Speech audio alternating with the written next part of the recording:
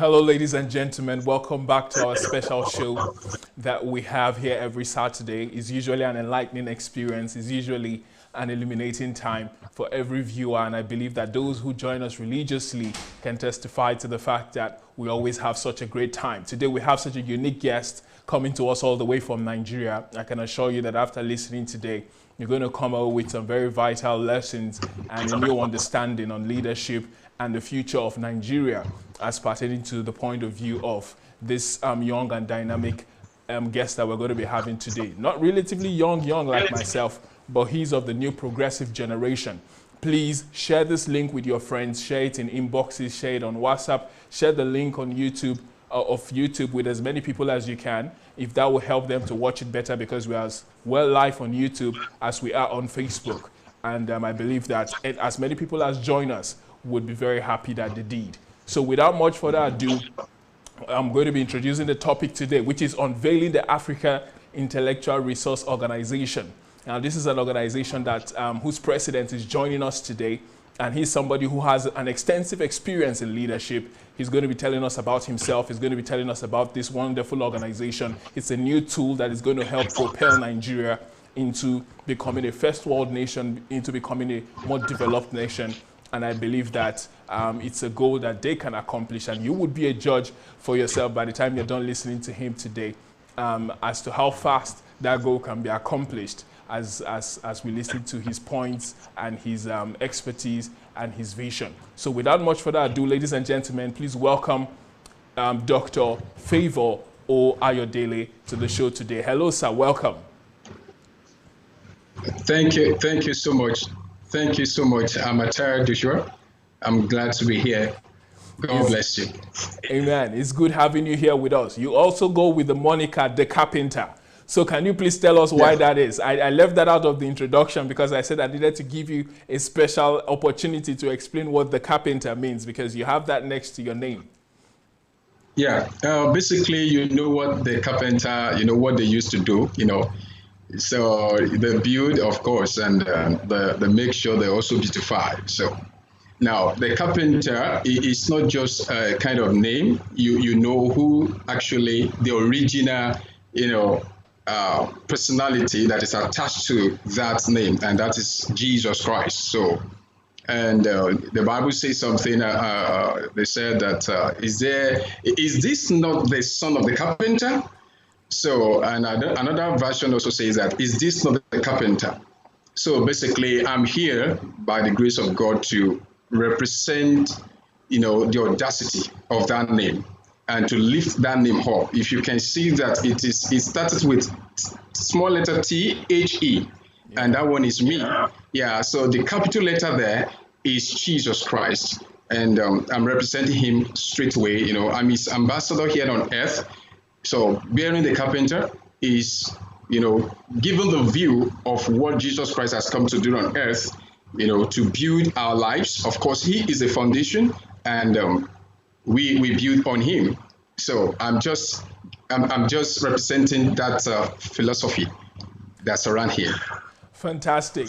Can you please tell us a little bit of who you are and a little bit about your background? Who is Dr. AYODELE or Kayode? Oh, well, thank you for asking that question. Actually, like you have said, my name is Oluwamiwa FAVOUR AYODELE, popularly known as the Carpenter.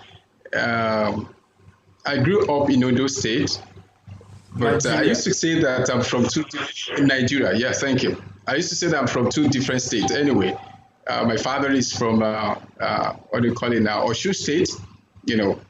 While my mom is Ondo, we grew up there. I lived there. Then from there, I traveled here and there. I was once a footballer, professional footballer as well. Then I joined my wonderful academic football team in abroad. And from there, I grew up all manner of you know, skills that you could ever think of. You know, I can say my life is into triangle. You know, church, football, and school. Okay. So, yeah, that was how, you know, God trained me. And basically, he used football as a kind of method, platform to teach me on how to manage the affairs of life and also how to think logically on the platform that he has given or he is going to give to me. If you could see that the word play or the word football, or let me just say in the team, when you are seeing the team playing, you see all manner of people, playing and trying to make sure that they give their own best. So in this regard, I believe that God trained me to, and of course, I was a goalkeeper. I play, the goalkeeping part of the team. So in other words, to capture, to defend, to rescue. And that is what the carpenter has come to do. And that is my personality. In other words, to rescue Africa, to defend Africa, and to also promote the value of Africa. So that is me. And I have my other academic stuff in theology, Bible and theology. I also, went further to study Christian counseling as my master's and my PhD. So today, by the grace of God, I'm here building lives and helping the country, helping continents to make sure that we are rescued from the colonial masters, because we still haven't, we are having the syndrome now. We are still having words that they have planted in our mind, and that is what I call mental slavery. And it is high time we break away from such. So basically, I am a nation builder, and by the grace of God, I'm here today. Thank you. Fantastic. It's interesting seeing somebody like you from the football background, transitioning into the intellectual sphere, because that's not something that we're used to seeing. Such a dynamic is very unique and is very different from the norm. Thank you. So it's quite interesting having you here today. So can you tell us how you came about the idea of the African Intellectual Resource Organization? Oh, great. I want to say, first of all, that it is high time we Africans believe in ourselves. It's not even that we don't believe in ourselves per se, but the implementation of believing in ourselves is still zero. There's a thing to believe in yourself, and there's another thing to make sure that you are doing what you're capable of doing. You are representing your image, your value. So on this terrain, I want to say thank God for COVID-19 that has exposed everything in the world, the leadership, from the leadership to every part of the things you could ever think of. So it removed a kind of lining, kind of, shall I call it, a wool from our eyes to see, okay, it is high time Africa believe and implement their potentials. So COVID-19 came and everybody were like going here and there, confused. Somebody called it that it's a confused disease, pandemic, because the WHO is not consistent on what they were dishing out to us. True. Today there will be a particular information, tomorrow there will be another information. So we don't know which one to follow. So, and thank God, people, here and there, they have been talking about Africa, development of Africa here and there. And African Intellectual Resource Organization came to play because I believe in you, Joshua. I believe in Dr. Sunday Adelaja. I believe in people like my friends and colleagues all over the world, African intellectuals, people that have labored, and the heroes' past effort. I believe in them. I believe what they are capable of doing. I believe what they have been doing so far. So, and I say that, okay, it is high time we come to these facts and we implement the facts. So, and I called some of my friends and I told them that, okay, if these conspiracies, these theories, this COVID-19 pandemic, all sort of information that are, we have unbalanced information. Mm-hmm. And we can't just continue with such kind of ideology and remain a civilized continent or civilized individuals. So I need to call and tell the entire friends of the entire world and say, okay, this is what we are going to do, and this is what we are doing at presently. And African Intellectual Resource Organization, Airo, as it's sound, is meant for the people of Africa. It's meant for everyone that has this skin, this blood. Though it is not that we are segregating or we are marginalizing other parts of the world, but it is high time we know that we can do this. We have been doing it. The developed countries, they have made use of us enough. It's like an overdue project. It's like an overdue. Let's say forget, please. Concept. Thank you. I want to use this medium. Just give me just 2 seconds to give a very wonderful respect to one of the best heroes in Africa. That is Nelson Mandela. Today we are remembering his memory. That man really fought for us, and I believe that today's conversation, it's like aftermath of his exist from this earth. So please, maybe 1 second, we should give him the last respect. Just a moment of pause.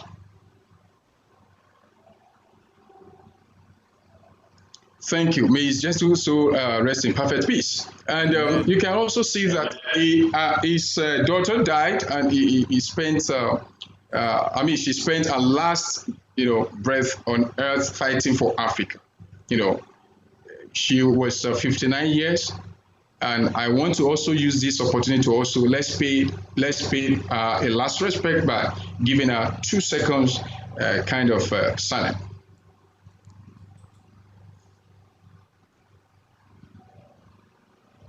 Yeah, may our gentle soul rest in perfect peace. So these people, they have done so marvelously, and today, I want to say Mandela lives because of you and I, because of people like me out there. Mandela lives, and we need to continue that kind of, concept of ease. And that is why this particular thing we are discussing about came to play. Now, we believe in African content. Using African content to develop Africa for Africans. That is basically what we believe on. For decades, African states and Africans have tried to unite on different fronts. Leaders, Pan-Africanists, past have tried. In futility, to bring people of and on black continents together to a common ideology, common politics, common values, and common prosperity. Since Pan-African ideas were first responded in the mid-19th century, and many Dubos, Gaveys, the Sengors, the Sankaras, I may not pronounce their name very well, because yeah, Thomas Sankara, you're right. Thank you. And the Lumumbas, the Krumas, the Delanes, yes, and the Krumas and the Bleedens. All these people, the only thing Africans have shared in common is skin. And we believe that, of course, this is itself would not have come to be by will, interest, or commitment if we're up to us. Are you with me? So we have the result of geographical dispersion, genetic mutation, and racial destiny to thank Africa seems to effortlessly discordant on the most critical and even fundamental matters. So this is the thing that we think of, that COVID-19 came and we need to change the narrative. I believe, and with the team, will believe that it is high time African comes together. The African continent also makes use of this straightness and think about how valuable they are. I want to believe Africa is the most valuable, continent on earth. And I'm not going to apologize for that. So I believe in this skin. I believe in this brain. I believe in what we have done so far. I believe, the Westerns, they came to pick some certain things. In fact, they came to pick us, and they are also feeding on us. So I see that this is not fair, and our content is enough. if I continue, I don't know if you want to, or maybe I should just continue my conversation. Probably you want me to pause and ask some questions so that I will not. I want to ask a more direct question. What is it that makes? We've heard everything you said, and it's great because it clearly shows that Africa is not empty. Africa has potential, like most people know, and we've got content, like you said. But now I want to find out, what is it that makes your organization different from all the others that have come before, and different from even international organizations like the World Health Organization or the African Union and the likes of that? What exactly does your organization bring to Africans or to Nigerians where you're located right now that is different from every other thing that we've had in tangible, proportions?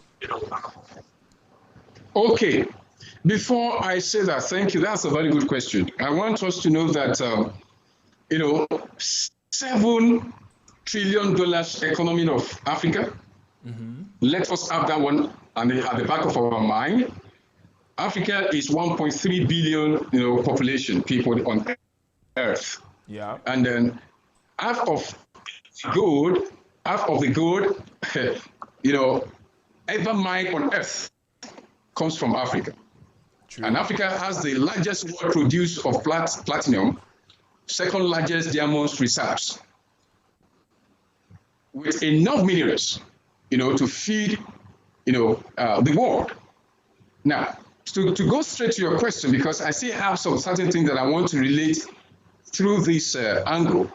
We believe that, having highlighted this kind of things, the problem that bilingual some Africa-centered organizations, which Airo will be the default of, while many of these are apparently perennial challenges for this organization, Airo will annex them into strength to advance its objectives. Reliance on foreign financial aid, foreign interference in operation and control, foreign interference in operational, yes, I've said that, and politicizing of affairs and incent political interference which distract from effectively executing its objectives. Shadows of doubt cast over the integrity of this organization, which questions of genuineness of purpose and bold commitment perennially on the front burner.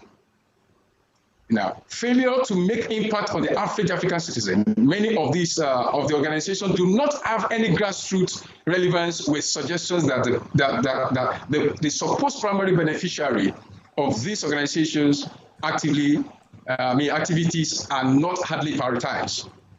Are you with me? Yes, so some organizations are also lacking inadequate human resources and institutional capacity to conduct their affairs effectively. So others lack, specialists, professionals to provide technical support and management for their activities. All right, Doctor. Let me please pause. Let's put a pause at that point for a second. You sound a lot like an intellectual. An average person listening to you might not understand most of the phrases that you've been using. So please break it down for us. Okay.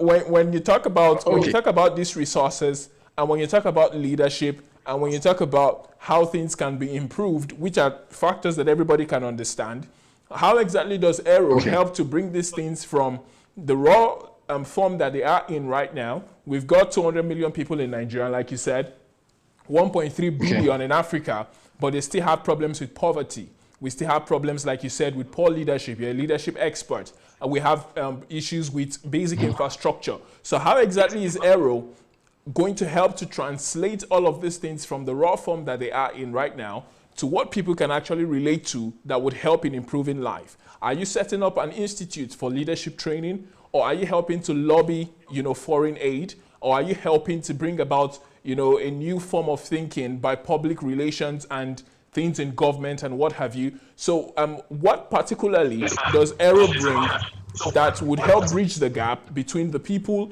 who we have right now in Africa who are frustrated and complaining about the things that we can see, which obviously are bad because we're a third world continent. In fact, we're known as the dark continent, to a place of enlightenment, to a place of being a developed continent and an envy of the world. Okay, thank you.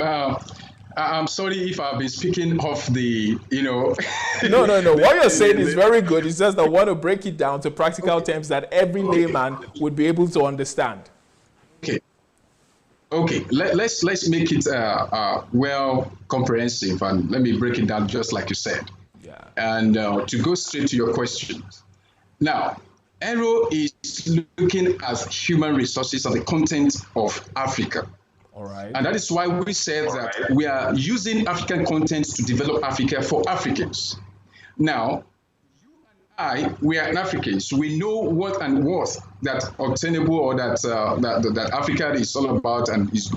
Now, when we come to the issue of leadership, for example, we know, and I'm not going to say anything that let me just say that's going to line off this project. Once we believe in ourselves, we need to be projecting what we are good at. We know that Africa has little effect on leadership, as in they are not giving us what we really want. Because of them, that majority country, the majority country in Africa is displaying, and we Africans, as in the African descent, we are not happy about that. Yeah, that one is a fact. And we are using this organization to even set for all the African government, because people that are here, the professionals, doctors, professors, scientists, technologists, because this is our area, people that are here, they believe that once our resource is starved, then we'll be able to know what next to do. In fact, we have the resources. We are, that is human being, the human resources of Africa is enough. If we are able to manage it properly, if our leaders could be able to see it in that aspect, in that regard, and they are able to think towards us, towards you, towards myself, towards doctor, and towards, look at what this woman that died, the Mandela's daughter. In fact, okay, let me even shift that one aside. Okojewela from Nigeria, she's there, and we have a lot of great guys in Africa. We have Professor Siri, we have Dr. Hammond, we have, different kind of personalities that carry this heavy load. Now, we want to make sure that we translate every potentials into reality by erecting a structure, because we are having a project that the entire Africa will embrace. I'm not going to discuss the project here today, probably maybe next show or whatever, whenever you call me on board, or, we are going to, implement that. We are having a project that we call all the Africans, wherever they are in the world. Because other institutions, they have been talking on theories, they have been talking on these, leadership, conferences, webinar, and all lot of that. But they are not implementing what they are saying, and that is why Airo come to play. We want to implement, from the grassroots.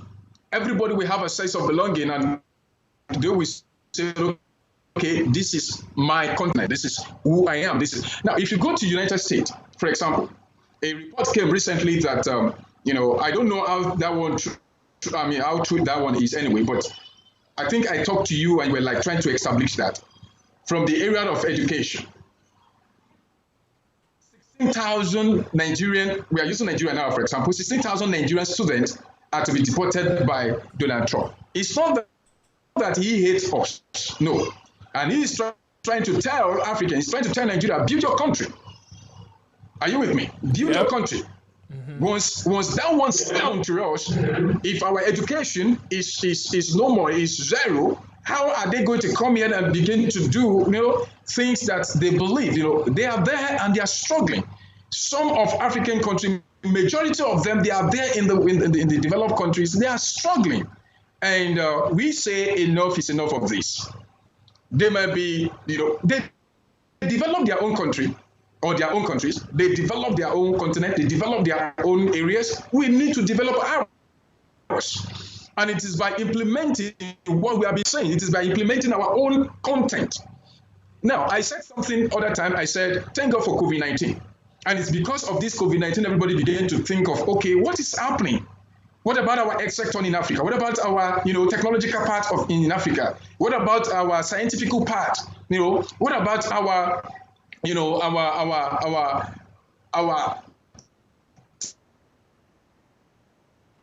I don't put it now, the community, our own atmosphere. The food that they are eating is different from our own food. How they process theirs is different from ours here. So we cannot just in any way be like, that is my word. I said enough is enough of this zombieism. We cannot just always be going whatever thing they are doing and we are following it, we are copycatting or whatever. Permit me to use that word. So it is enough of that. We Africans, we need to come back home and think. And I was saying that second largest diamond reserve we have in Africa. Africa holds 6 of the 10 fastest growing economy in the world. So if we have this, that shows that we are capable of handling ourselves. We are capable of initiating projects. We are capable of making use of our own content. I mean, intellectual content, we have material content, we have all this kind of content together. We are capable of doing that. And my message, though we have not yet rounded up, but my message to the leaders of Africa is that they should just think and look within themselves. We need integrity in leadership. We need people that think that this life, roads, table turns, and death is inevitable. So once they understand that everybody, we all die one day. So what they need to implement and to think of is to think of the children coming. Some African countries, they have mortgaged the life of children. Let me blow your mind. 263 million children and youth that are out of school in Africa. Now, if Mr. Donald Trump is sending 16,000 Nigerian students to Nigeria, then the numbers skyrocket again. We have not talked about Gabon, we have not talked about Kenya, we have not talked about other countries. If you go to China, you will see what they are doing to Africa there. Africans, they are. I don't know how to put it. It's like they are grinding them. They are making sure that they will not have sense of their own whenever they go out there. They make use of all they feed on us. And these are wonderful people. These are glorious and mind-blowing individuals. We've started inventing a drone. We've done a lot of things. I believe it is high time we come to this concept, and we make sure that Africa is established and rescued from mental slavery, because they don't want us to believe in ourselves. They don't want us to see our potentials we carry. We possess. They don't want to see the kind of reality that we are having here. If you have to talk about the economy, if you have to talk about the technology, if you have to talk about the science, we are having it. I want to be very sure. I'm not statistically saying this, that we have this particular number, because I've not gone to that aspect. And as I'm talking, I know people are listening to me, but let me just make a phrase that I am very sure in Africa, we are having more than 5 million professionals that are into this area: technology, science, health, and then economy. More than 5 million professionals. So where are they? So this is what Airo want to bring together. This is what Airo is saying. This is what Airo said, that we should all come and do something.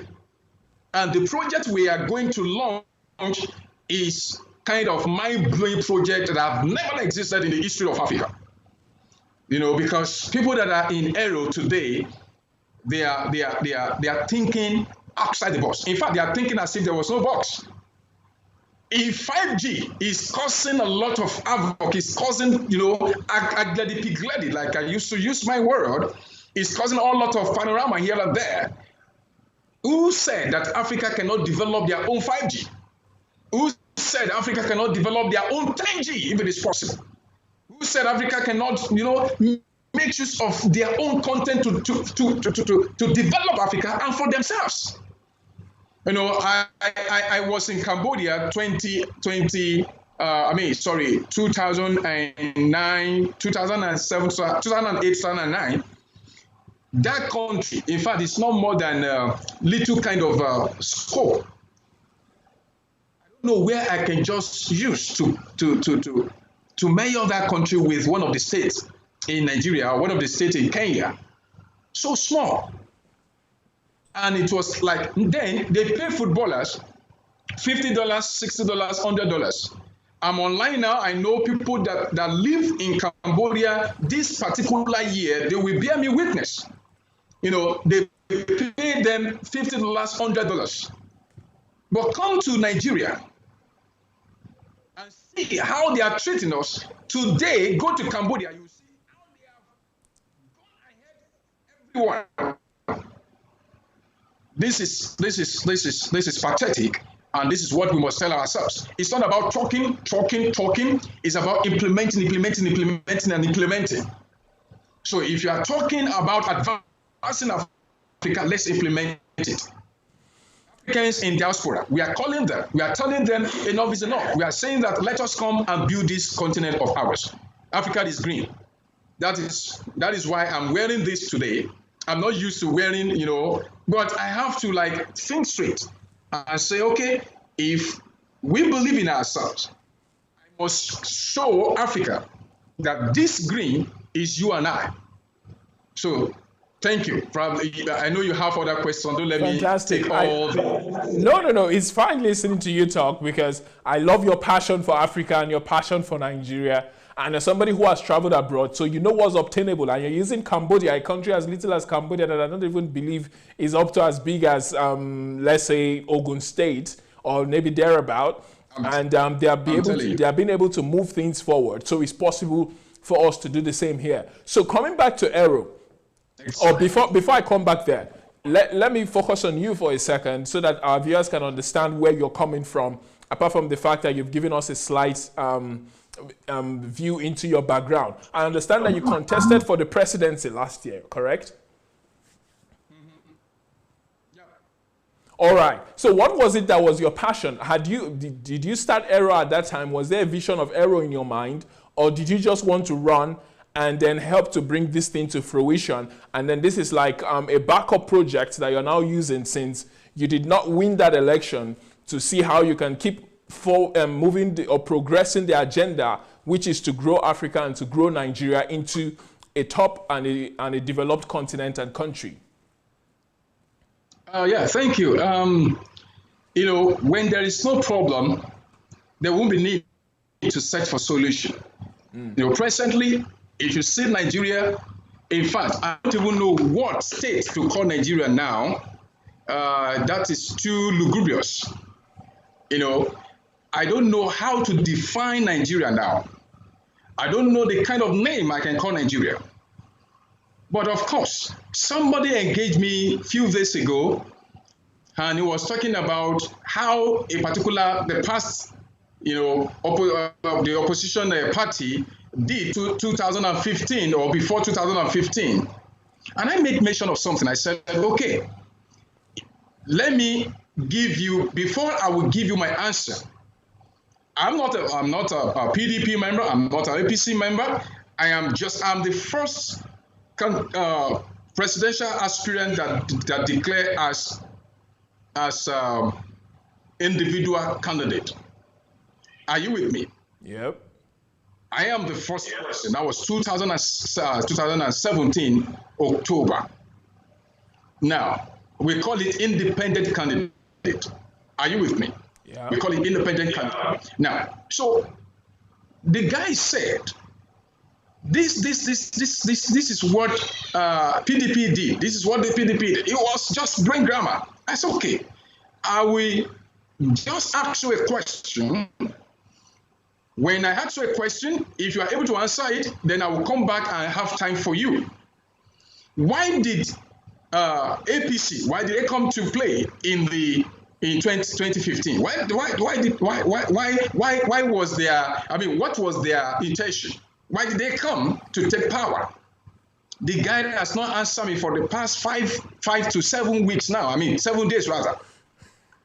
Because he cannot answer the question. You came to power because you want to fix the malady that is happening as at then.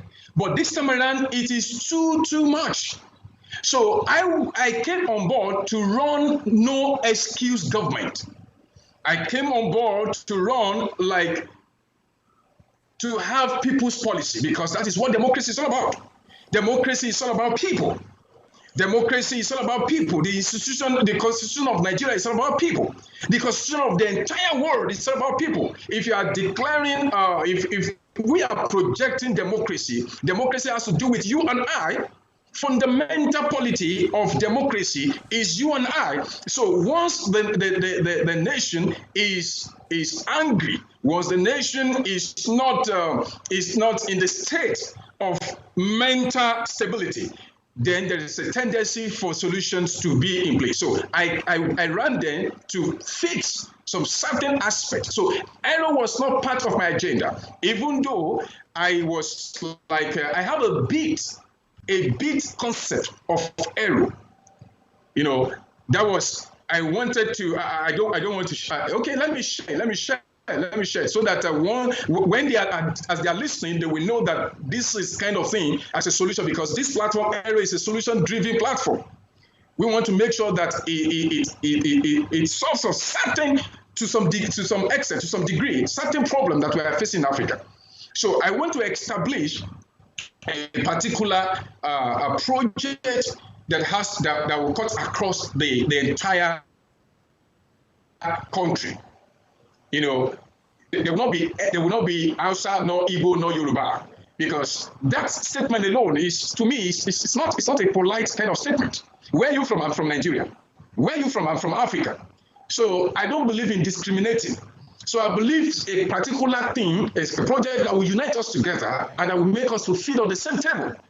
I'm not as important as you, that I'm become, or that that I will be Nigeria president, or that I'm Nigeria president today. That does not mean that I'm more important than you. No.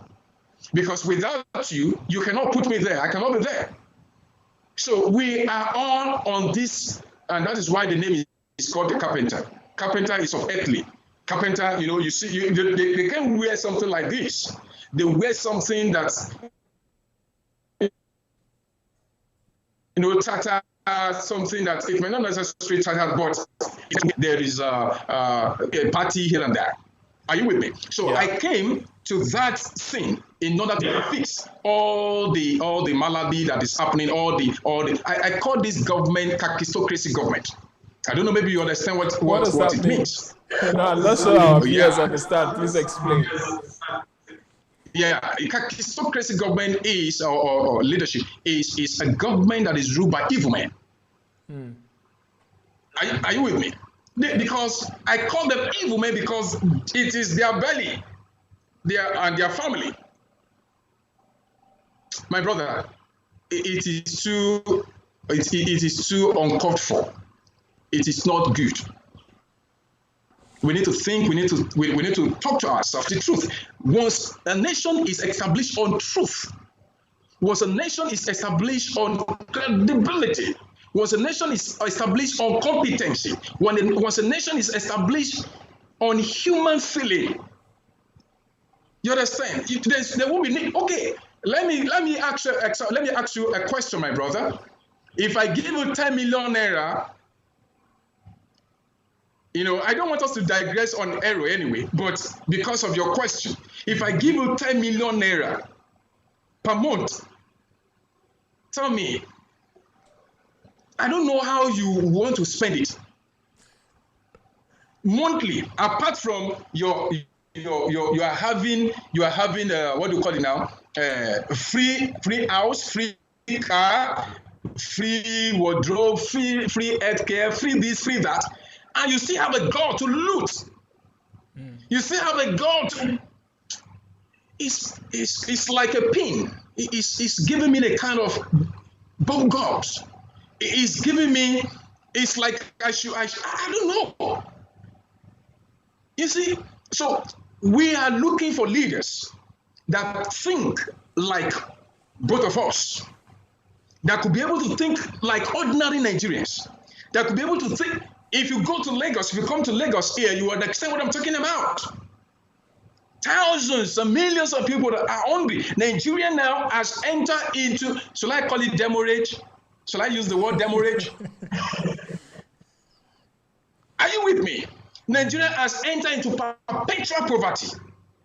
And we have the resources. Mango recently, you know, oh my goodness, billions upon billions in what do you call it? Dollars in pound sterling, in Airo, is in his house. It's bad. One man.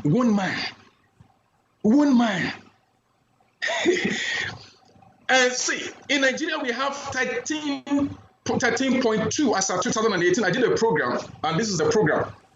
All right. This is a program. I said Nigeria needs you project. We are having about 13.2 million out of school children in Nigeria. Yeah. Are you with me? So to settle the education, tell me, if Mr. Mago is having 36 billion, let's even say $1 million in his house, one man, my brother, of things. So I believe that we need to call ourselves home. We need to talk to ourselves. We need to talk to these leaders. We need to let them understand that no, we can't do this. We can't go this far anymore. We have to stop. There's need for U-turn, like a man said. There's need for a U-turn. We need to come back to our senses. We need to talk to them. We need to let them understand this is unfair. So that was why I came, and I believe that I have what it takes. I believe that God has given me the grace. I believe in my antecedents. I don't like talking about myself anyway, but I believe with kind of people that God has given to me, with kind of people that God has, that God used to help me out on some certain stuff on different platforms. I believe they are capable as well. I believe Nigerians are capable to do it themselves. So that was why I came then, and I believe the narrative will change. 2023, the narrative will change. All right. So are you announcing now that you want to run in 2023 as well? Okay. You want to push me out, right? Why not? Actually, okay. Why not? Because I've been consistent on this. I've been on the little media. I have my little presence on Facebook. I'm not a media person actually. I'm a grassroots man, and I believe a lot of people are seeing me for the first time here. And I talked to Doctor and I said no. I was part of PACT. Let me give you that background as well. Presidential aspirant coming together, and I signed. Because we wanted to front common front. Well, we wanted to front one man. We wanted to rally around and try to bring one man. That was the idea of that.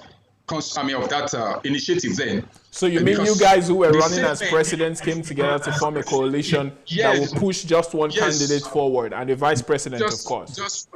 Exactly. That was what we did, and I signed because we signed an MOU. The likes of Kislimu Galu, the likes of, what is the name of this man? Permit me. Fela Durotoye. I don't know why I suddenly forget. Fela Durotoye, thank you, my brother. Thomas Ikwebese, Sadu Baba, Sydney. Then this guy, Victor Anilaju, Dari Fagbemi, and then we also have myself, of course. And then we have Nicholas Felix. Then we also have a particular woman also, Elishama Ede. I think I'm right, yes. These are the two women that were there on that fateful day. So what happened? Because I didn't hear of you. In 2019, we heard of Mogalu. So did this coalition, did it work? Of course, it worked, and also it didn't work. It worked in the sense that there are people that, and that is what we are talking about, my brother. I need to pause here because it's really a painful adventure. It's really a kind of, unbelievable adventure, because Nigerians, the entire world, were waiting for us. We're waiting on us. That particular moment will have been the most fantastic moment ever in the history of Nigeria. In fact, we want to create a momentum, a threat momentum, let me use that word, because I believe that we are capable of handling all this kind of, there's no big deal in this. So I said it worked and it didn't work. It's on twofold. It worked because we stayed. Some of us stayed to the end. Kingsley Moghalu and myself, we were on the same platform. We ran under the same political party, YPP. Okay. Are you with me? Yeah. That's the Young People's Party or something like that? Young Progressive Party. Oh yeah, Young Progressive So we ran Party. under that party, and then we came to pact. On that table, we had series of meetings. So other people also kept, and then I remember one guy to Donald. He was in London as at then. We also ran under that particular party. So different people from different angles. Fela Drotoye, you know his party and the rest. You were talking about myself. The why you did not know me, or the why some Nigerians or whatever did not know me per se, is because I followed my heart. I followed what we wrote down. I followed covenant, because that is what covenant is all about. It's not necessarily we bring blood from one another. We put blood and we make use of blood. That is not what covenant actually means. So sign agreement that after this particular moment, nobody will go and run on his own. So we are going to all team up and push this person. That was why you did not know me. So who was the person you guys chose to push? Was it Moghalu you all decided to push forward? No. It was Fela Drotoye. Okay, so Moghalu decided to step back according to your MOU and then push Fela Drotoye forward. No, it wasn't that Fela Moghalu stepped back. He voted. It was on the basis of election. It was an election. Okay, it was an internal vote, like a primaries or like an internal caucus event. Yeah, exactly. All right, and then Fela Drotoye won. Fela Drotoye won. Thank you. Okay. It was two sections. Fela Drotoye and the rest, like three of them emerged winners. Like they scored 2-2. I scored 1. Other people scored 1-1-1, and we had like maybe 3 that didn't score anything. So, of course, me that score 1, I cannot continue. So these 3 people, Kingsley Moghalu, Fela Drotoye, and then Sadu Baba, that is Matthias. These 3 guys, they went forward and they did it. Then we had Obiezekwesili as our umpire that day. All right. So she was also part of your coalition, right? Show the world. No, she wasn't. She was just a guest to help to oversee that process. Yes, exactly. Okay. So we called her. Yes, we called her to present, so to be a witness, as an umpire for that day. All right. So and then Fela Drotoye won, and immediately Fela Drotoye won, Kingsley Moghalu left, and everything becomes something that we cannot just. But I believe the history is there.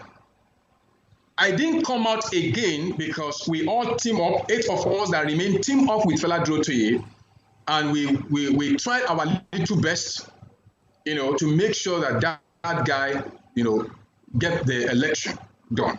But other people begin to go off the track. They said, no, they want to be on the ballot paper, this want to be on this and that and that. But I remain and I stayed with what I signed. If I want to also be like them, then you probably will have known me before now. All right. But that is not, it's not about me. It's not about me. That is, I ran because of people, because of you, because of my children, because of other people's children, because of the things that have befell us all the while. Are you with me now? Yeah, I'm with you. So that was why I ran for that particular position. By the grace of God, why I gave this scenario, this narrative is because of some people out there, they don't know what happened. They don't know somebody like us. We pay kind of sacrifice. There was a day, I don't want to say some other thing that is too real to believe. Please go ahead. Why not? That's why you're here. Open the eyes of Nigerians so that we can know what's happening behind the scenes. Because if there's one thing that I've realized that a lot of Nigerians live their lives based on superstitions. They live their lives based on falsehoods, based on assumptions. So the more facts and truth that you can bring, and the more light you can throw or shed on these events that happen behind closed doors, the more informed I believe people are going to be. Because most people just see the effect, they don't see the cause. So we want to go behind the scenes. Thank God that you're here now taking us behind the scenes to know how somebody like Fela Durotoye came forward and why the rest of you stood back to support him. But at the end of the day, he got less than what? He got less than 30,000 votes. And the winner got 15 million. Atiku got 11 million. And then there were some other people like that. So there was a process that went into all of this. At the end of the day, it wasn't as productive as you would have liked, but there was something that went on. So we would like to know all of that because these are people who most of our audience know. People like Durotoye, for example, he's well known in this among our audience. And someone like Kingsley Moghalu, he's also well known among us. So we want to know exactly what happened. So please go ahead and give us as much detail as you can so that we can be well equipped going forward. And in 2023, we'll be able to know what to look forward to and how best to support people like yourself and others who would be coming out to run for office so that we can have a genuine change and begin to move Nigeria in the right direction. Okay, just permit me to just use this kind of word. I believe we are learning. All right. Okay? All right. And I believe we are growing. We came to that terrain not because we want to be known. Okay, let me talk about myself because I don't know all this. But to some extent, I can vouch for them. I can say, okay, these are the things that this guy, because I believe in them all. I believe in them all. Any one of us, we can be president. And once any one of us is president today, that's so be it. Glory be to God. We are fine. I believe that these guys, they have what it takes to also become president. And nobody knows it all. We don't know it all. So your bit, I know a bit, and this one know a bit, and we pull it together and become one. So now I said we are growing, we are learning. That particular platform that day really gave us a lot of blow. That somebody like me, because I went to that election after much effort that I've invested into that. I will be traveling from Lagos by road to Katsina, to Sokoto, to Kano, to Abuja, to Kaduna, to different parts. But nobody, probably they are thinking, I don't have money. Oh, he should have, gone by air. No. If you are to lead, you must feel the pain of who you want to lead. How are you going to contribute to their lives? Are you with me? Yeah. So that particular scene that day really, really, really cut short the aspiration or the expectation of Nigerians concerning us. What scene exactly are you talking about? I'm talking about the disband of PACT. Okay, when the pact was dissolved, or when people decided to go their own way. Yes, it wasn't that it dissolved per se like that, but because it was not carried out the way we planned it. Because if Kingsley Moghalu have stayed, if Tope Fasua have stayed, if my wonderful friend Showore, if he has stayed, if and others like Ahmed Buhari, if he has stayed, it's going to be awesome. It's a momentum we want to create in Nigeria. If all these people have stayed and we push, I am very sure the 10,000 article will never have said anything against, will never have said that he want to run. 1 million Mr. Buhari will not run. Because these guys, they are very brilliant. We are all intellectuals. We have mapped out what we want to do, how we want to go about the modality, the mechanism we want to go with. We have mapped it out. But I don't know, suddenly they change. So that is why I said, let me talk about myself. Let me talk for myself alone, because I stayed to the end. I stayed on that paper I signed. It's a pity, sorry, I will have shown you the paper. I have the document here. I stayed, we were just 8. So we stayed till the election. In fact, after part, there is an organization I formed, Thought Force Forum. And that is what we want to use now to project the youth in Nigeria. It's a movement, it's a political movement that I am calling all Nigerians everywhere they are in the world. I am telling them now from this platform that let's come together and face these demons of ours. Because we are facing demons. Nigeria is under perpetual siege. And I'm telling them that enough is enough. Using us, we are the one that's going to be their talk. We are the one that's going to carry their guns. We are the one that's going to do all manner of things. At the end of the day, there won't be anything showing forth for it. You can't be doing the old thing in an old way and be expecting a new result. So that was the strategy we wanted to use. So if that strategy, eventually,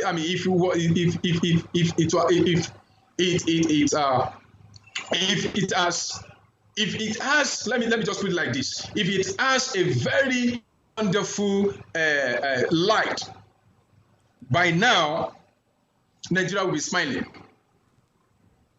Nigeria will be very, very in a very wonderful state. There won't be Boko Haram, there won't be this, there won't be that. These guys, they are very wonderful. So now, to come to your question, that particular scene that happened, I don't know if there's still going to be something of that nature. I don't know. But as far as I'm concerned, once this nation continues like this, I will make sure by the grace of God, it stops. So I am putting myself, in it, and I want to make sure that we have a new Nigeria. Fantastic. So I guess you're the first candidate who is announcing that he's running in 2023. And in spite of what has happened in the past, I believe that we can come together to be able to see how you can do like the internal thing that you guys did in 2019 to pick a candidate who you think will be able to move forward. Because I don't see how you'll be able, or how individual candidates can rival the infrastructure and the ground game and the ground, impacts that the likes of PDP and APC have built. It's going to take time. So that's why I'm happy that people like you have started thinking about 2023, and you've begun to put things in place and structures in place that will help you to be able to reach more people and get them to understand your message, buy into the vision, and then be able to move forward. So let's go to Airo now for a second. How do people find you, and what is it that they can depend on you to give them? For example, if people go to the UN or if people go to the WHO, they know what to expect. So what can people expect from you, and how can they find you at Airo? Okay, thank you. We are strategizing, and then we believe that very soon, between now and maybe few months from now, we'll be everywhere. They will see us on air, see us on our website. We'll be there, everybody will see. We are asking Africans to kindly see this as their own project. Yes, it might be like, okay, somebody unveiled it, somebody, came up with it, but it is for all of us.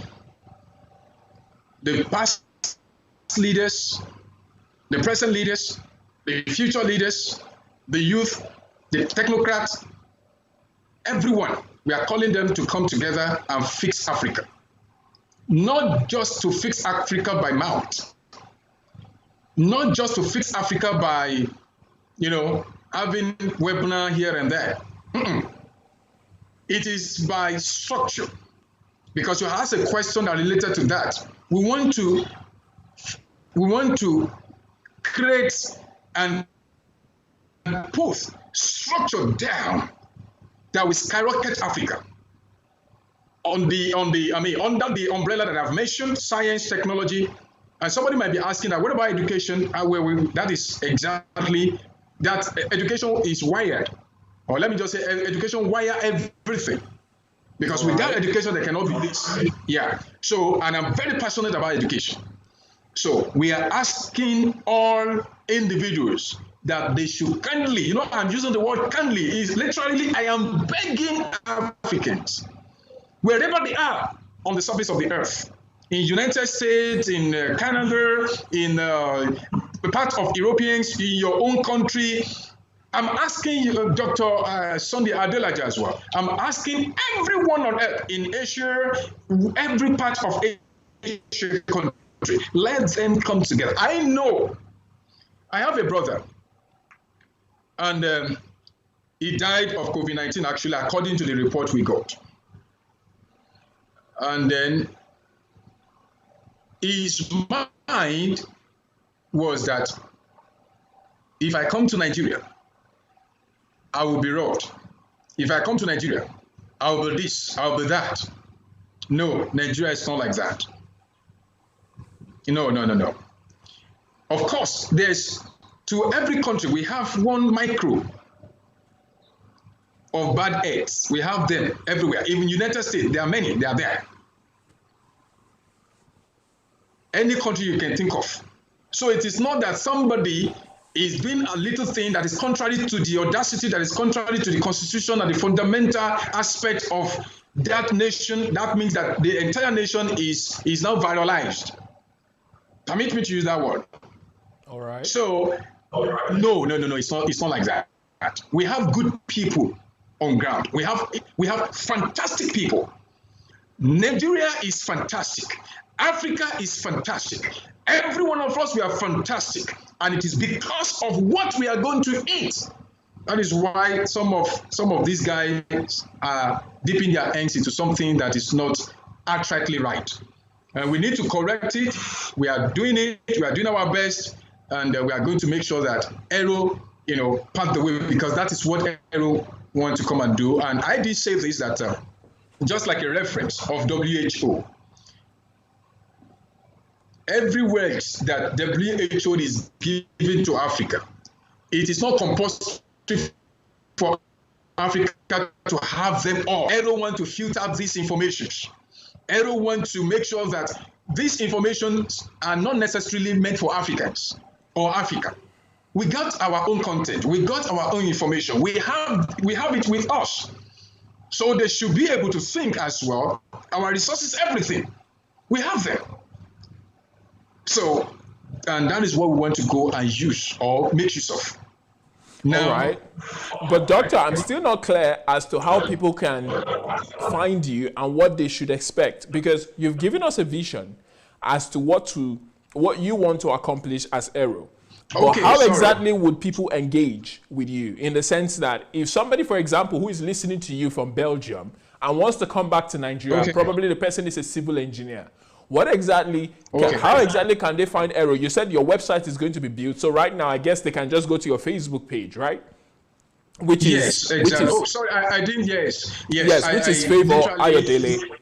So they can find you. So what is it? Is it that you're going to help create an environment for them to come back, or is it that you're just going to help put them through their initial steps in Africa? Because, for example, somebody who has not been in Nigeria for 25 years, 30 years, people like Dr. Sunday, there's going to be like a culture shock. They're going to need people to help boost and give them that confidence that when I come back home, there's going to be a path set forth for me that will be able to help me to succeed. So is that what Airo is bringing, or is Airo just going to help to lobby people to come back en masse so they can contribute to the society and help to build up different aspects, like you said, in engineering, in science, in technology, and all the other things? Okay, thank you. Sorry that I skipped that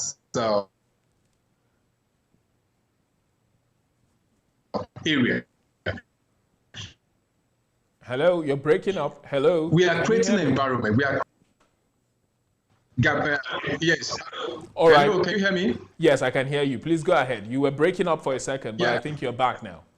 Oh, okay, thank you. Okay, thank you. I said, like, for example, a Nigerian wants to come to Africa, but he doesn't want to come to Nigeria, but he doesn't want to go to South Africa. So we are creating an environment. They will see us on if they type Airo or African Intellectual Resource Organization, they will see us there. We have our website that they are going to register. Then we are creating this environment. You are pushing me to talk on the project we want to have, but anyway. You said it's an unveiling, so at least people need to have a picture of what to expect, and they need to understand how to reach you and how they will be able to make use of the vehicle of Airo to help build a better Africa. Because most Africans who you talk to in the diaspora, they are passionate about building Africa, and they are passionate about helping. But like you just alluded to, some people are afraid for security reasons, others are afraid for infrastructural reasons, others are afraid for just being able to work and get their lives going, because many of them have built a successful career abroad, and they're saying, what's in it for me if I go back home? Am I going to start afresh?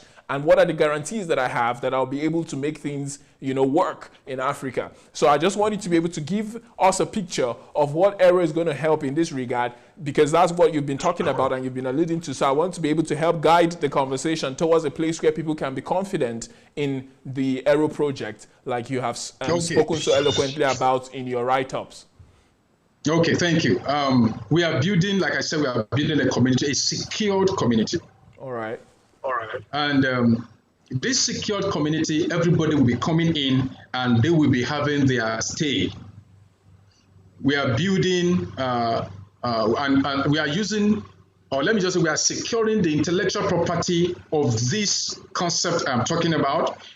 Why I have not, or I'm not permitted, to unveil this project. Airo is a project, but it has a particular project that we also want to push to the entire African community. So, but the only thing I can say right now, in respect to your question, is that this community will be secured enough for everyone coming to Africa. And once this project is out, even yourself, you will find it very, very, very, very interesting to say, no, I must come back to Africa. Because, like I said, it is a mind-blowing project. It's somebody that it's something that we are asking the entire African descent to come and invest in. They will see it and see it as is their own. They will see it as something that they need. It is creative, innovative. An action plan of this is very, very, let me just say, encouraging. All right. Fantastic. So I believe that those who want to find you, technocrats, intellectuals who are in the diaspora right now, they can always go to your Facebook page. And you said if they type Airo on Facebook, they will find the page and they can send you private messages, correct? Exactly. And then my number, I'm accessible. Part of don't let me say this, but my number is there. I don't know if you can pull it on. People can see it. All right. And then they can. Can you just call it out? Because we weren't prepared for that right now. But if you can call it out, since it's on video and it's recorded, people can always just replay it and get the number. Okay, 01031. 01031036422. All right, yeah. Please say it again. Is 081. Are you with me? Yes. 31036422. Okay, fantastic. Those of you who want to contact Dr. Favour, please make sure that you do, so that you can be part of the Airo project and be part of it when the strategy for how they want to move Africa forward is unveiled. You can find yourself, in it. So I believe that we're going to have you back sometime before 2023, where you're going to give us your manifesto on what you intend to do with Nigeria. If I had my way, or if it was possible for Moghalu to win in 2019, he was the best candidate. I would have loved to vote for him, but it was clear that he didn't have the ground game that was needed to compete with the juggernauts that are APC. Why did you call him the best candidate? Why did you call him the best candidate? Oh, because he's the only guy that I've seen that is bred to actually help transform Nigeria. Now, with his experience in leadership, coming from the global sphere, I think he worked for about 20 years in the UN. And he's somebody who, when you read his book, he's the first person that I've seen that wrote a book about his strategy and his plan to transform Africa. And he had very specific, recommendations and specific plans for every sector, how from taxes to how he intended to help the educational sector, to the medical or the healthcare sector, and the entrepreneurship sector and everything. So his attention to detail is something I've never seen before from any other candidate. Most of the candidates that I've seen, they just tell you what it is that they want to do. But he's the first guy who put it in paper and actually published a book with his plans. And I don't know if he was part of your group, right? I'm sure. Did you read his book? Were you able to get through it? No. Oh, okay. No, I didn't read it. Oh, wow. I think that's something that you might want to check out. That book really had a lot of details as to how to transform Nigeria, and it was revolutionary. I feel like that's what every Nigerian needs to do. It's like a project, If somebody is going to graduate, you have to write your project, and it has to be approved by the professors. You have to defend it, and then, that's when you're given a certificate. So he did something like that, and because of his attention to detail and the skill that he has developed in leadership over time, and like he said, he was based in Switzerland, and he was brought back. He was the vice president of CBN, and they helped to secure Nigeria's economy at the time under Yar'Adua and what have you. So he had a track record that was impressive. And if you listen to him and if you look at the way he spoke and the actualizations and the practicality he brought to different concepts on nation building, it was unmatched. So that was why I said he was the best candidate that I saw. Out of everybody that I listened to, from Buhari to Atiku, to all the rest of them. I will not agree with you, Joshua. Oh, you don't agree? Okay, in your own opinion, who was the best candidate in 2019? Yeah, the best candidate is personal opinion. Okay? Okay. Yeah, because you said... Okay, in your own personal opinion, who was the best candidate? We are all the best candidates. Yes. Do you know what? Go ahead. Opportunity happens differently. Okay. Opportunity that Moghalu, it's not that I have not gone, I didn't have a clue or a glimpse into what Moghalu, wanted to do or what he's saying, his articulated stuff. So, Showore has a very, very wonderful plan. I have a very wonderful plan, but you never see my plan. Let me comment briefly before you go ahead. What Showore has is mainly energy. Showore has energy and he has passion. But when it comes to the nitty-gritty of what it takes to lead and to reform a country like Nigeria, now, there is a difference between being an activist and being a nation builder.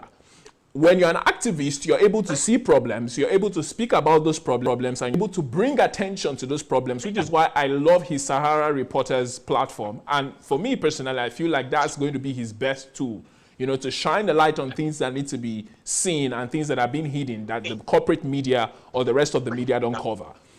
But then when it comes to the act of building a nation and dealing with the development from the grassroots and building it up into what it's supposed to be, there is no way he's going to be able to compete with somebody who has done it on 3 different continents.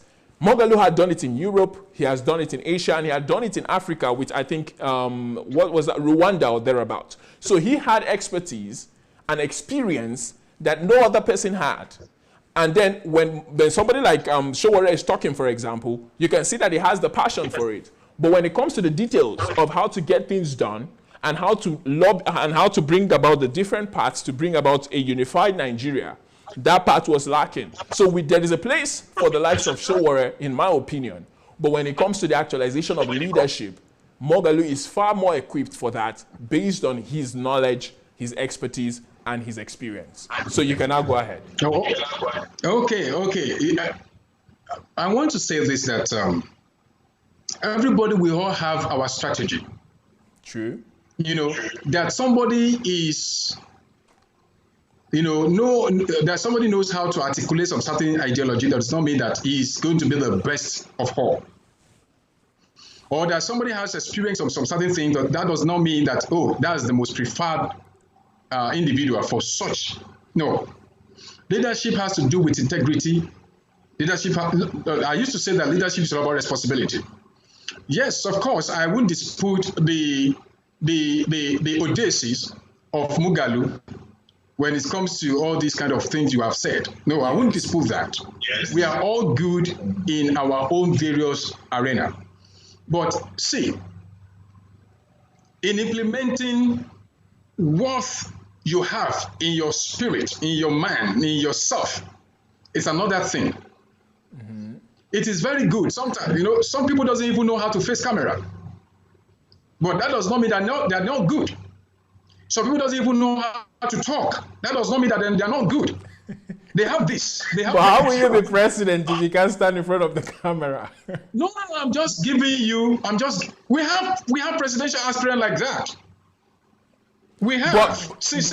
But doctor, somebody who is an aspirant has to have developed that skill of public speaking and being able to address the public in such a way that they will be convincing, because we run a democracy. We're not a dictatorship. Tell me the skill that Buhari has. Oh yeah, he had an infrastructure around him. He had a system around him that helped to aid his ability. That is what I'm saying. That is what I'm saying, that the little you have... And he has pedigree too. Most people who voted for Buhari thought that what he did in 86 and 85, the whole war against indiscipline, that was going to be the same guy who was going to be back, because he was a military general with a good track record. If not for a coup, people believe that if he had continued in office, Nigeria would have been transformed, because in that short period of time, I'm sure you were fully grown at that time, right? You saw the changes Buhari wrought in that time, and it was impressive. Am I correct? So many people thought that the same thing would be replicated this time, but they were wrong, because Buhari obviously has changed. Even thank God you said he has changed anyway. Even then, he had some people around him, intellectuals around him. Yeah. That he was using their brain, he was using their whatever concept, everything to work. True. That is what leadership is all about. Exactly. You don't know it all. So if Moghalu comes in play of the economic arena, there are some other things that he may not be able to, project. Are you with me? Yeah. That somebody got.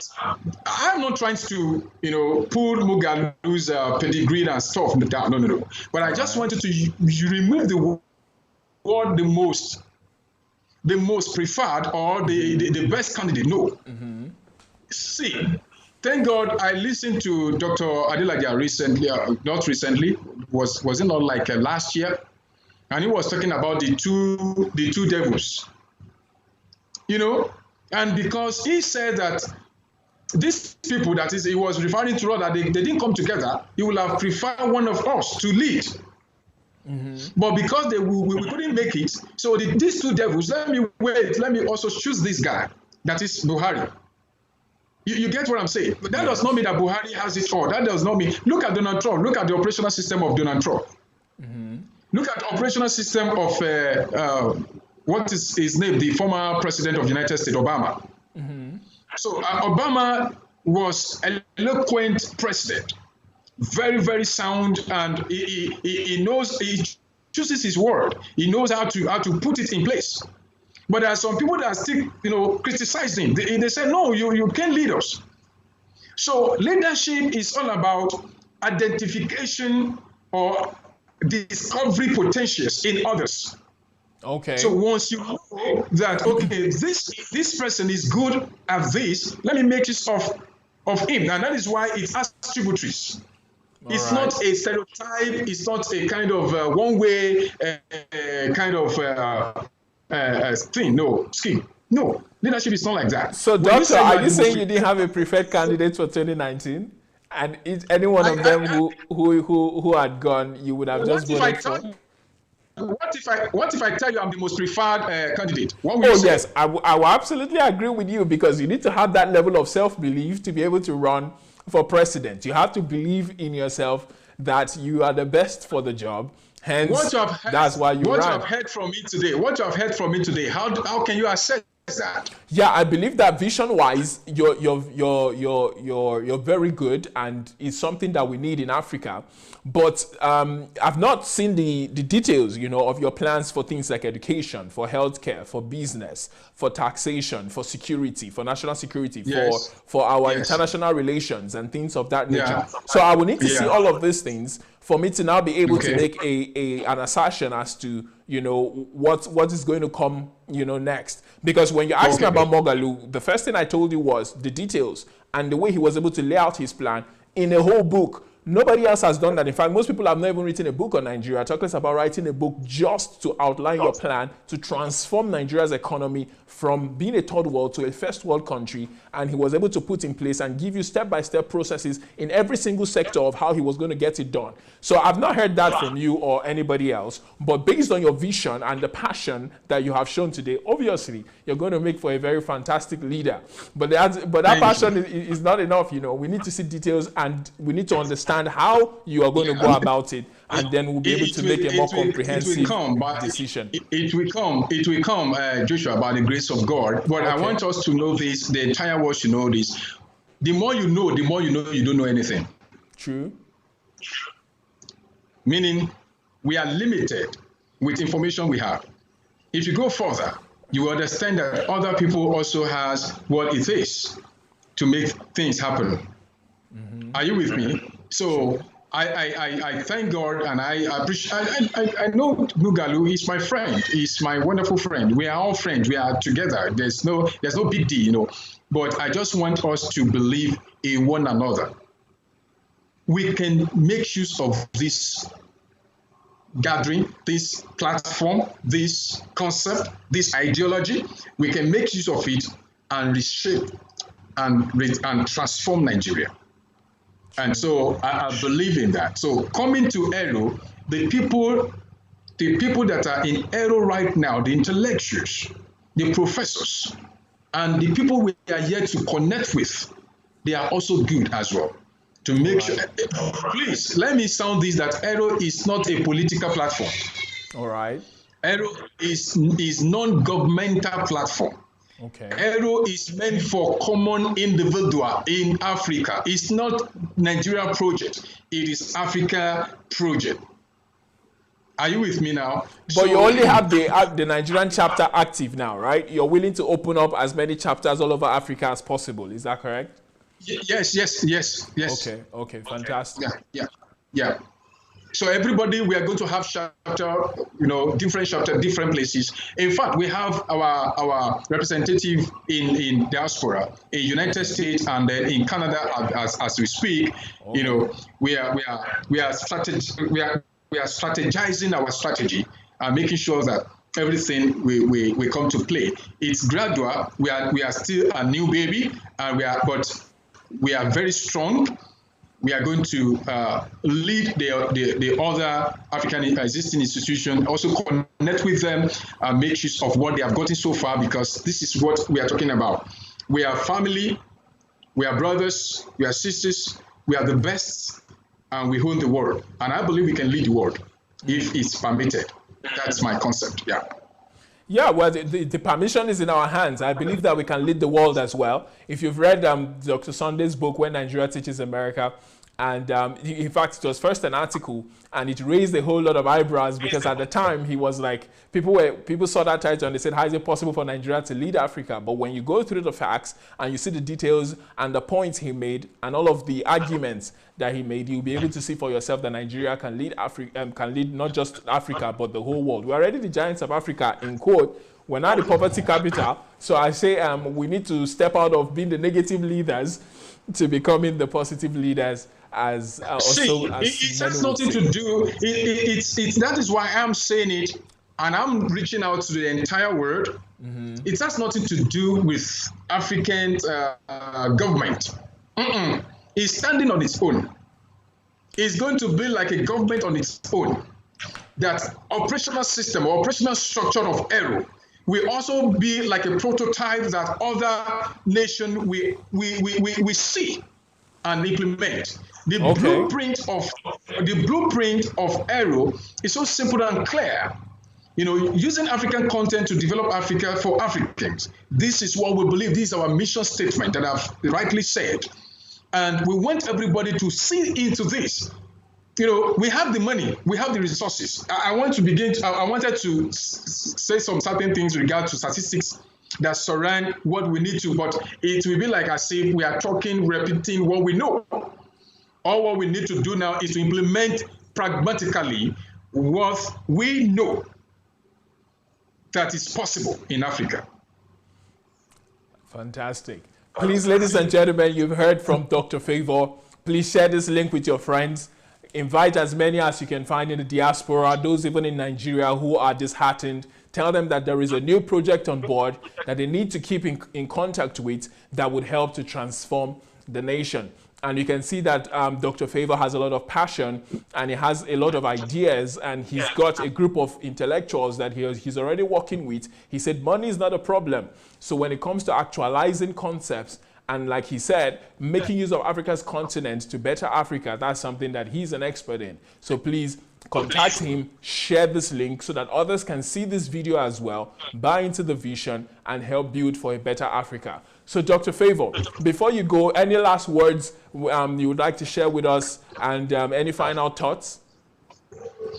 Yes, I want to say thank you, Pastor Joshua AMATARE, if I'm right. Yes. And I want to also appreciate my doctor, wonderful doctor. You know, we've been talking, you know, chatting on Facebook, and he has been so, you know, awesome. So I want to appreciate him for giving me this privilege, this platform to express and to also unveil what Airo is all about, and then to appreciate all his team, you know, right there, and also in the world. It's a privilege, and I hold it very on a high esteem. So the last word I want to say is that when we know that this is a problem, if it is not solved, then it will be used against us.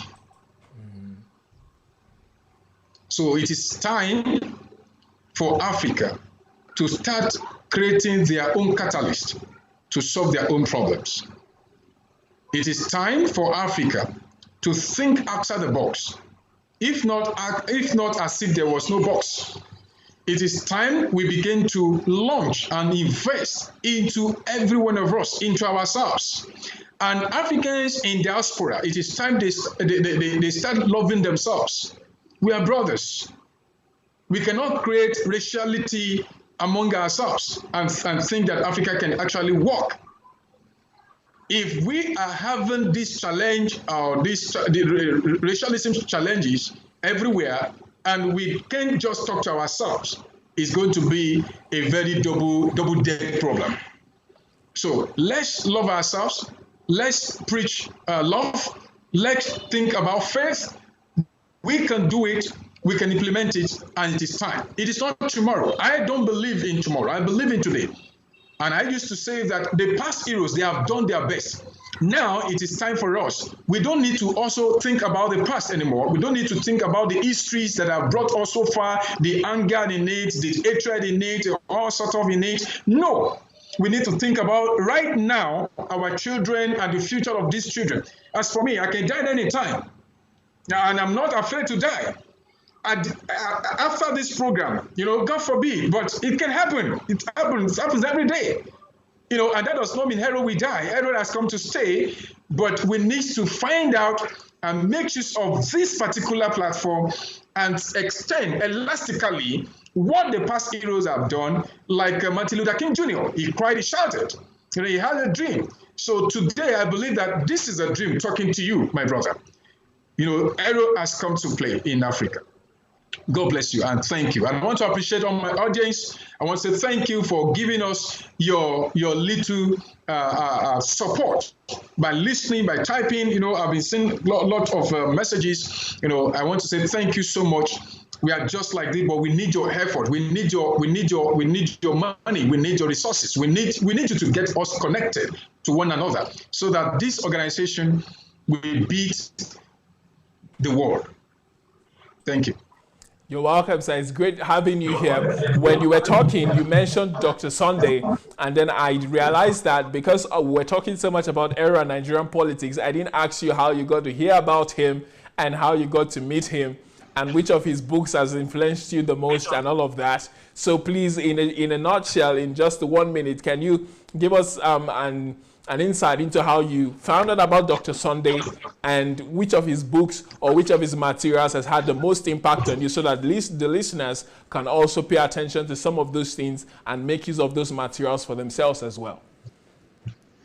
In all over the world, I have three wonderful pastors. Pastor Sunday Adelaja, late Maimoro, and Bishop T.D. Jakes. All right. These are the pastors I listen to. Yeah. And these three people, they have transformed my concept, my mind, in terms of leadership.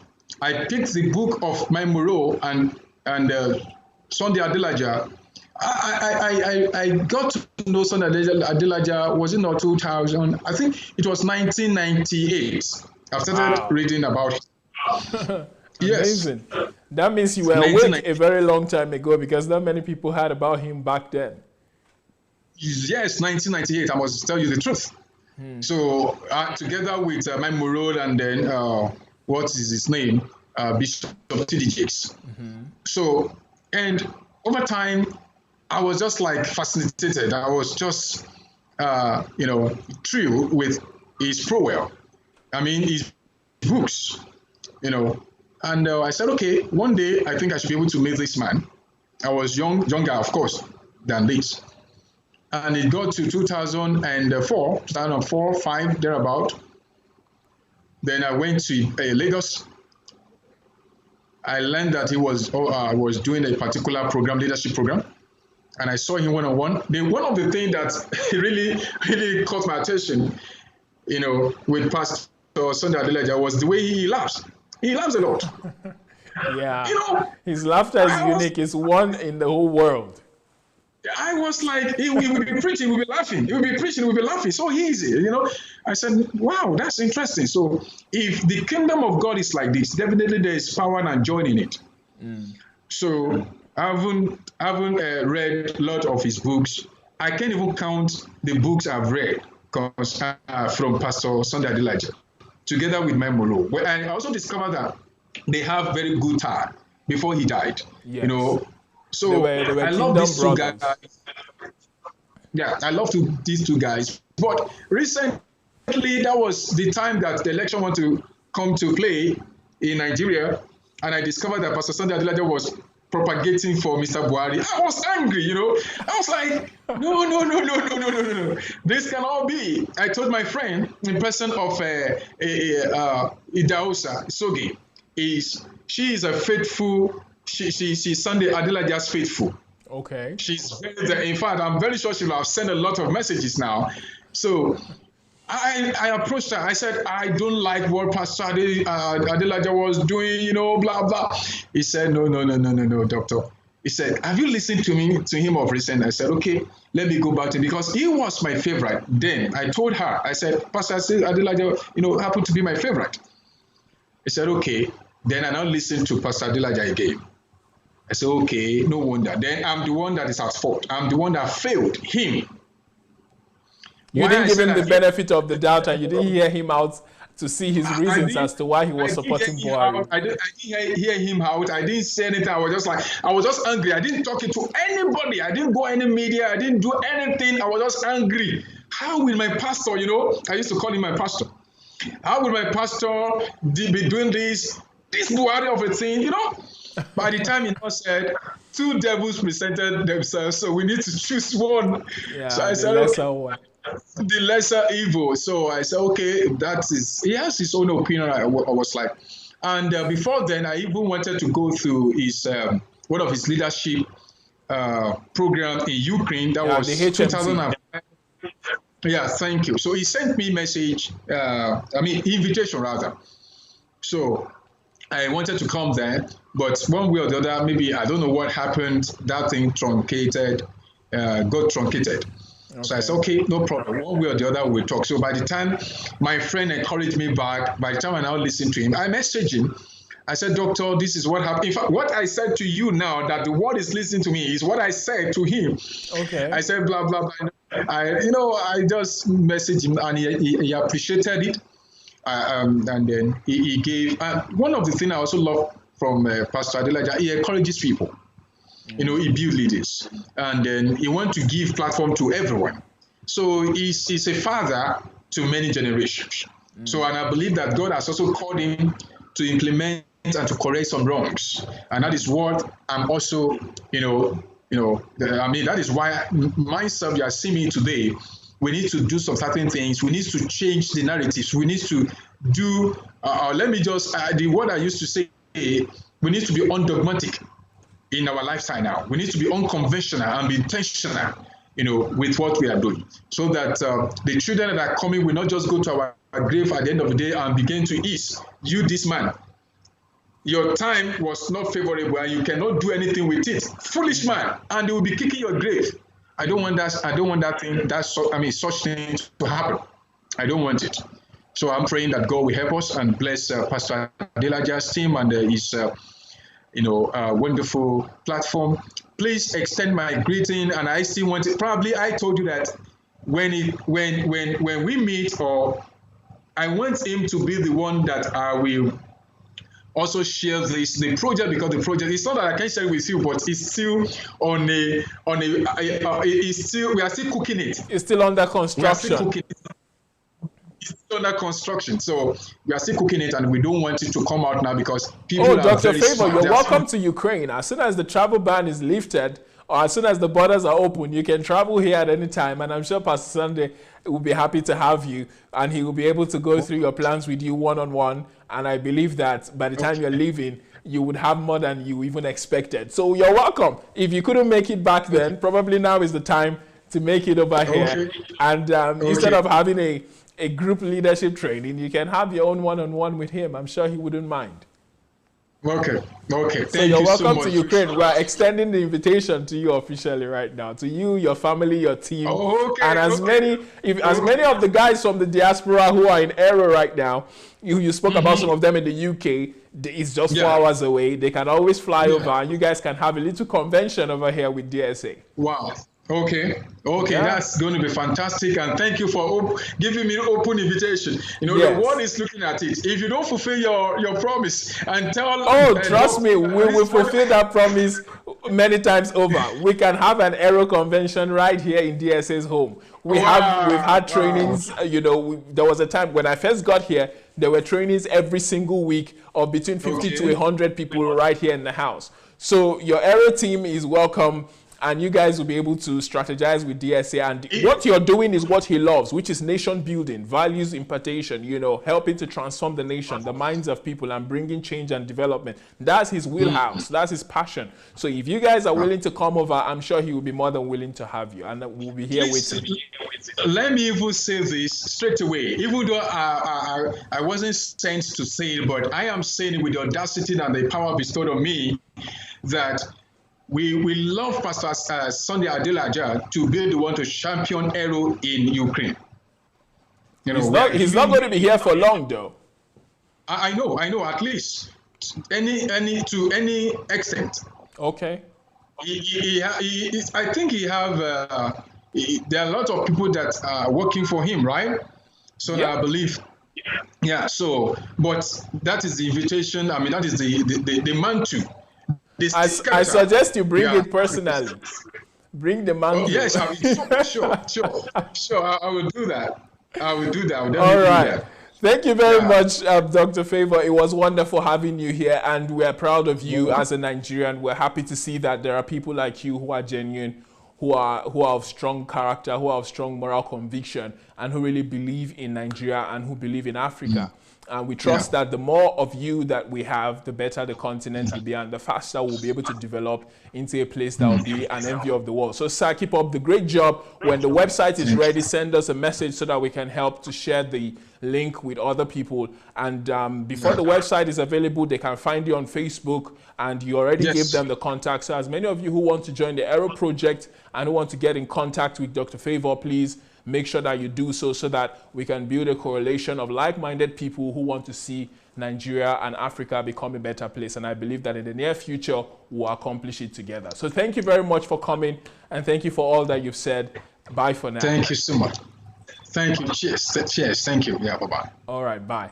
Ladies and gentlemen, that was Dr. Favour all the way from Nigeria, and you've heard from him. He's passionate about transforming Nigeria. He's got the Airo project, which is to help as a vehicle to bring people together, intellectuals, people with like minds who would help to move the continent forward.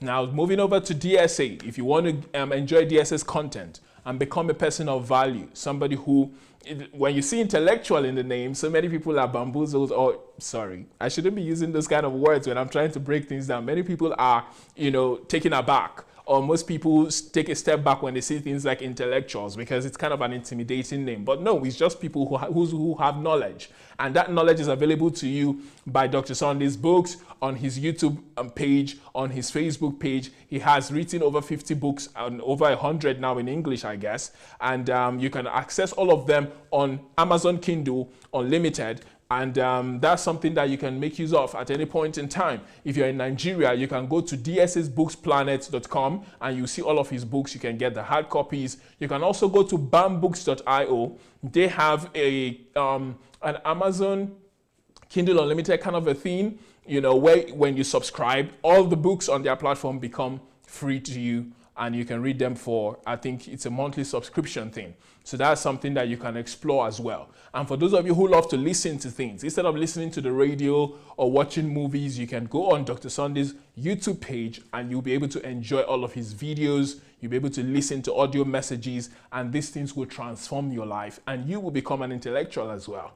All you have to do to become an intellectual is love knowledge, love truth, love wisdom, have a passion for learning. And as long as that is your passion, I can assure you that you'll be able to not just transform yourself, but be able to transform society and come up with initiatives like Airo and many others that we've had on the show prior to today. So thank you very much for joining us. We'll be here again next week with a very unique guest, with another unique guest. He's going to be talking to us about job creation in Nigeria. That's a segment that you don't want to miss. So please make sure that you're there with us next week. Those of you who want to become millionaires, there's a mentorship program for you run by DSA. And please just write to mentorship@godembassy.org, and you'll be welcomed into the Millionaires Club, into the Millionaires Group. You'll be taught how to be a millionaire. Making money and becoming a millionaire is a skill. It's not about blessing. It's not about prayer. It's about understanding how to become a millionaire. It is a skill that can be learned, just like you learn to drive, like you learn to fly, like you learn to cook. These are things that have principles behind them that once you master them, you're able to become what you want to be. So becoming a millionaire is possible. Join this group if you're interested. If you want to find out who you are, there's also a mentorship group for you. Who am I? What am I alive? That's a question that every single person who is going to make a difference and live their life, in a way that will be pleasing to both God, themselves, and to humanity. And that's a question they have to answer. And this mentorship program is going to help you answer that question. So write to the same address, mentorship@godembassy.org. Give them your name. Tell them that, hey, I want to find out who I am.